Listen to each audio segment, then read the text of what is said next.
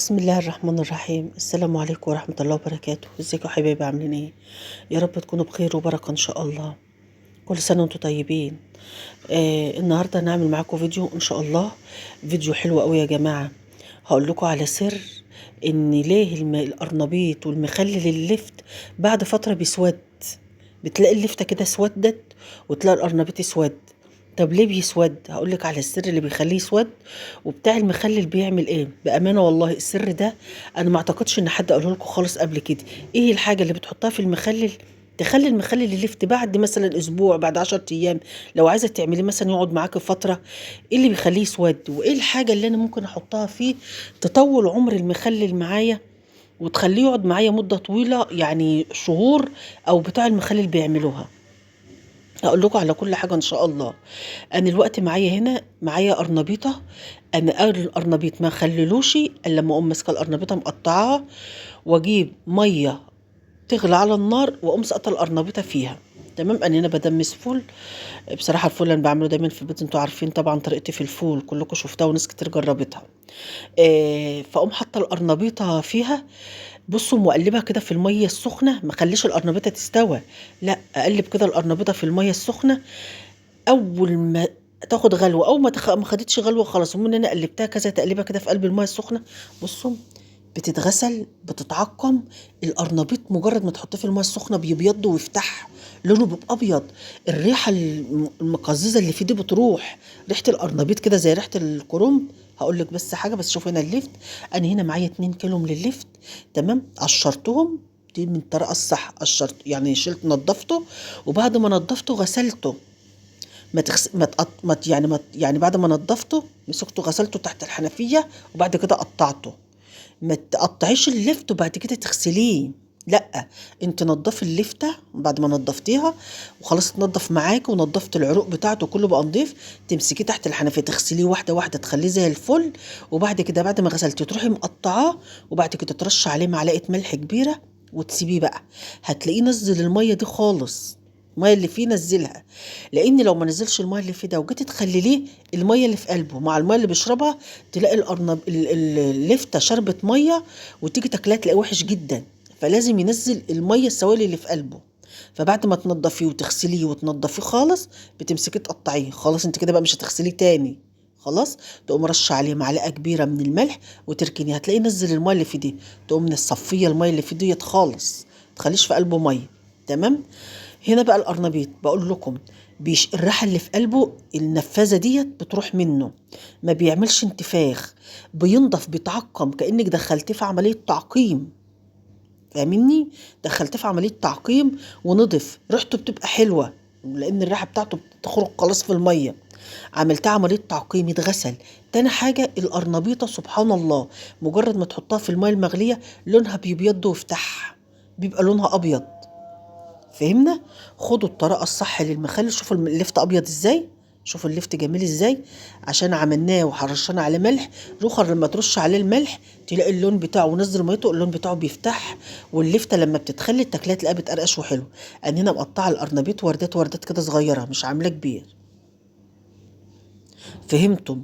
اول حاجه الخطوه بتاعت القرنبيط والخطوه بتاعت اللفت. لو عايزه تاكل مخلل صح ومخلل نضيف ويقعد معاكم مده طويله، شوف انا بعمل ايه واعملي بالظبط. ودوق المخلل بقى وادعي لي. انا هنا معايا برطمان. خلاص. كان معايا حوالي نص كيلو جزر ومعايا نص كيلو خيار. كنت جايباه برضو طازه، يعني حطيت برضو كده تشكيله يعني. تمام. والجزر بيبقى جميل جدا جدا. تمام. آه حاولي ما تكتريش من الخيار. الخيار ده لو حابه تعملي خيار، خلي الخيار لوحده. خلي الخيار لوحده. لان القرنبيط واللفت والجزر بيعيش مده اطول من الخيار. تمام. بس انا قطعت فيه برضو يجي نص كيلو خيار كده، مش كتير. تمام. بعد كده بقى بعبي البرطمان بتاعي. طبعا البرطمان مشطوف بميه وخل. برطمان مشطوب بميه وخل. بحط بقى رصات، يعني احط مره جزر، مره لفت، مره قرنبيط، مره خيار. مره جزر، مره لفت، مره قرنبيط، مره خيار. شكل دور دور دور كده، عشان لما تيجي تطلعي حبه مخلل يبقى اللي انت مطلعه من كله. يبقى مش هحط بقى القرنبيط تحت واللفت تحت والقرنبيط فوق والجزر فوق، لا. شكلي اعملي رصات رصات رصات كده، عشان لما تيجي تطلعي يطلع معاكي من كل اللي انت عاملاه. خلاص. انا هنا بقى بعبي البرطمان بتاعي، بكبسه او بملاه وتتك عليه. كل لما تكبسي البرطمان وتتك عليه بالمخلل بتاعه تضغطيه، كل لما المخلل بتاعك يبقى احسن ويقعد معاكم مده طويله. خلاص. انا هنا بقى بملهوت الرقات زي ما انتم شايفينها. بعد كده من الحق انت القرنبيط بعد ما بتطلعي من الماء المغليه بتنزليه تحت ميه من الحنفيه. لازم بعد ما خلاص شلتيه من الميه السخنه تقومي منزلاه تحت ميه ساقعه، ميه من الحنفيه، عشان توقفي التسويه بتاعته ما يتهرش منك. هو كده كده مش مستوي، بس لازم تحطيه تحت ميه ساقعه. خلاص. طيب انا كده خلصت. انت بتروحي عند بتاع المخلل بتجيبي من عنده مخلل. تمام. بتلاقي المخلل كده زي ما انت شايفاه متخلل وحطه. في عنده جردل كده، جردل دي فيها هرسة شطة، هرسة شطة فلفل أحمر مضروب مع بابريكا مع، اسمها هرسة شطة. بعد ما بتاخدي المخلل في الكيس أو في العلبة أيا كان، يقوم واخد كده بالكوباية وحاطط لك في قلب على المخلل في الكيس، حاطط لك على المخلل في قلب الكيس ويروح مديهولك. تمام. دي المخلل بيبقى ابيض جميل ناشف وجميل ما بيعملش. انا هنا عامله بقى هو المحلول بتاعي، معايا هرسه شطه، كل كوبايه ميه معلقه ملح بمعلقه الاكل، مش هرميه، مش مليانه هرميه، معقوله. كل كوبايه ميه عليها معلقه ملح، مش هرميه، معقوله. والميه يكون غلياها ومبرداها. المخلل ما تحطلوش خل، المخلل ما يتحطلوش خل. الخل اللي بيسرع عمليه التسويه بتاعته. تاني حاجه سمعت من الدكاتره، انا مش دكتوره بس سمعت من الدكاتره ان الخل بيموت البكتيريا النافعه في المخلل، بيموت البكتيريا النافعه من المخلل. دي معلومه الدكاتره مش معلوم تاني. لكن انا معلوم تاني ان الخل بيسرع عمليه تسويه المخلل وبيهريه. خلاص. يبقى كل كوبايه ميه لها، معلش بتكلم بسرعه عشان الفيديو سريع، كل كوبايه ميه لها معلقه ملح، مش مليانه، مش هرميه، معقوله. تمام. ايه بقى اللي بيخلي المخلل يسود يا جماعه؟ ايه المخلل يسود؟ حاجه كلكم هتستغربوا لها، البنجر. البنجر، جربي كده اعملي مخلل لفت او اعملي مخلل قرنبيط وحط بنجر، لون جميل وكل حاجة. وبعد كده اسبوع ولا بعد 10 ايام ولا حاجة، شوف المية اللي في بتاعة المخلل، وشوف المخلل إيه اللي حصل له. هتلاقي المية اسودت وهتلاقي المخلل اسود. البنجر هو اللي بيخلي المخلل يسود معاكي. والميه بتاعته بعد كده بعد ما بتبقى حمراء وجميله وردي بعد كده بتغمق وبتسود. طب بره ساعات بنجيب يا شيف المخلل بيبقى احمر، دي مش بنجر، دي لون صناعي، دي لون صناعي يا جماعه مش بنجر. البنجر بيخلي المخلل يسود. معلومه اعرفوها انت، يعني انا متهيألي ما حدش قالها لكم خالص. البنجر هو اللي بيخلي المخلل يسود. تمام.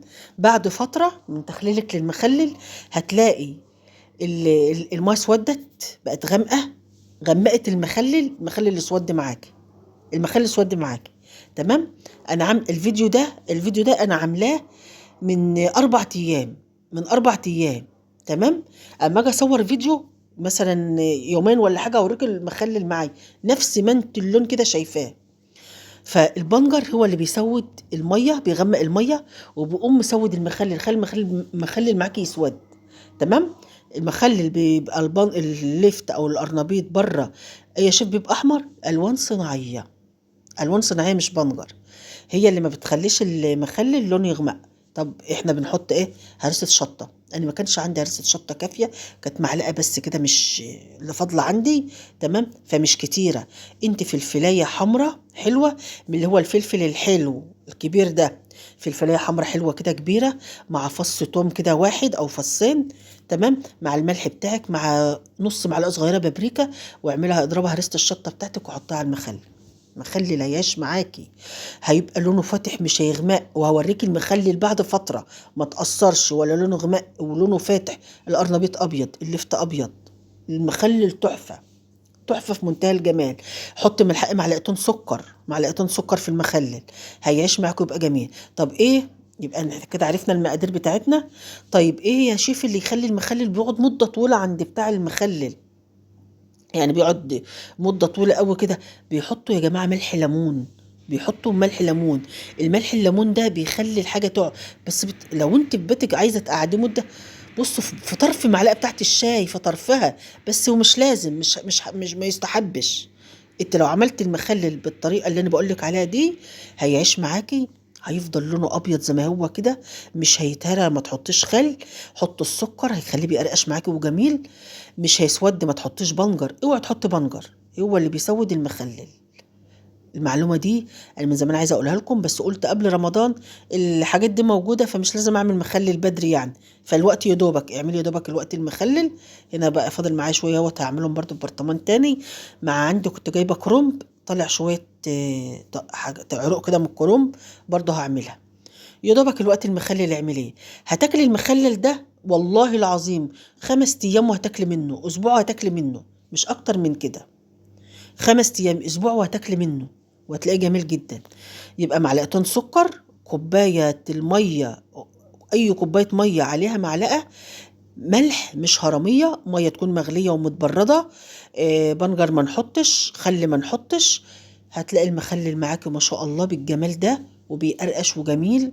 وادعي لي بقى، دعوة لكم كده ليا كده في الأيام المفترجة ديت، على طريقة المخلل ديت، وعلى السر ده ما حدش تقريبا قالوا لكم خالص قبل كده. واتبعي المخلل. أسيبكم في رعاية الله، مع السلامة، كل سنة وانتم طيبين.